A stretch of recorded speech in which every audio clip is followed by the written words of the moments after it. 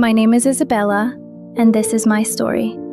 The story of the day my life changed forever. I was always the kind of person who smiled easily. People said, Isabella's smile could light up any room. And maybe it could. I never realized it at the time, but my smile, it hid so much.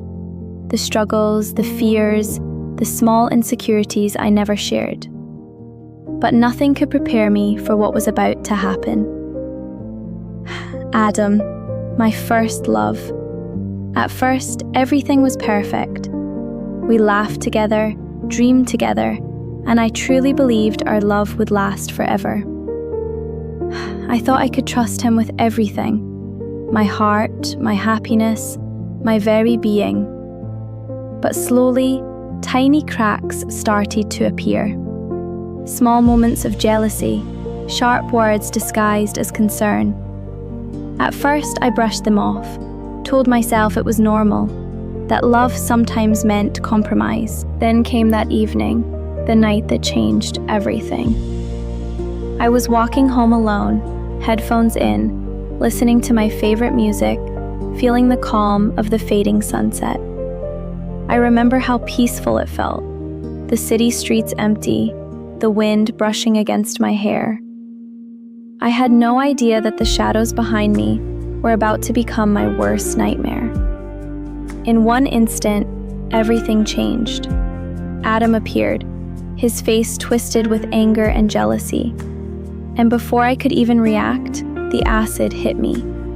The searing pain, the shock, the smell, the burning, it's impossible to describe. My body went numb, and I fell to the ground. Everything blurred. The world around me faded into sirens and distant screams. My life as I knew it was gone.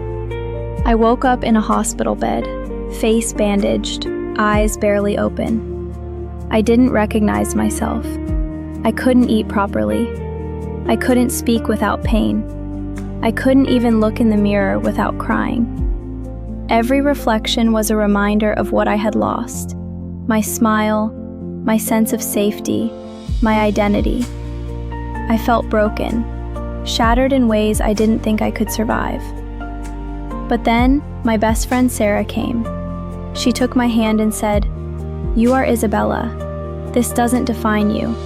Your strength, your heart, that's who you are." At that moment, something inside me shifted.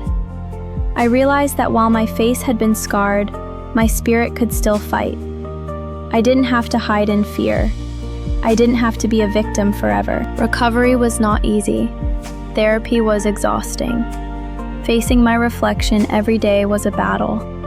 Learning to eat, learning to speak, learning to even see myself without hatred. It felt impossible at times.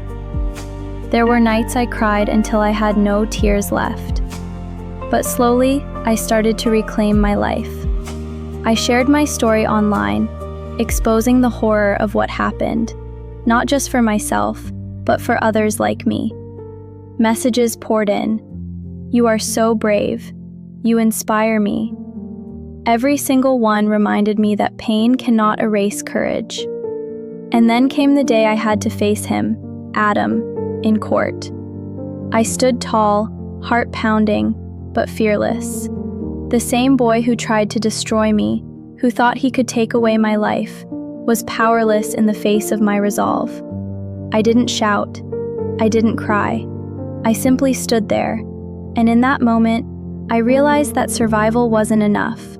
I had transformed my suffering into strength. Today, my face still bears the scars.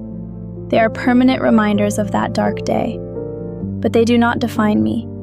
My eyes, my heart, my smile, they remain mine, and they carry a new meaning now. They are symbols of resilience, proof that even after the worst, life can still be lived, fully and fiercely. I tell my story because so many people live in silence, afraid that their suffering will make them less. But pain is temporary. Strength is permanent. Scars do not erase our light, they illuminate it. I am Izabella. I survived what was meant to destroy me. I found hope in despair, courage in fear, and light in darkness. And yes, I still smile. Not because everything is perfect, but because I chose to rise. I chose to live. I chose me. This is my story, and I will never let fear take my voice, my life, or my smile again.